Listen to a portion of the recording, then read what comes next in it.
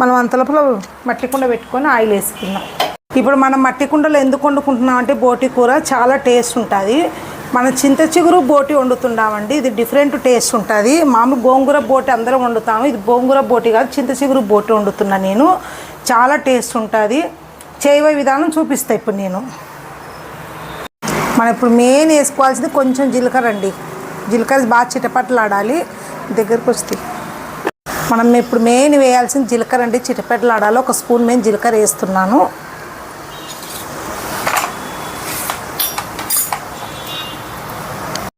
మన 2 పచ్చిమిర్చిను కరివేపాకు వేయాల్సింది. 1 కప్పు ఉల్లిపాయ బాగా ఫ్రై అవ్వాలి. ఇంకా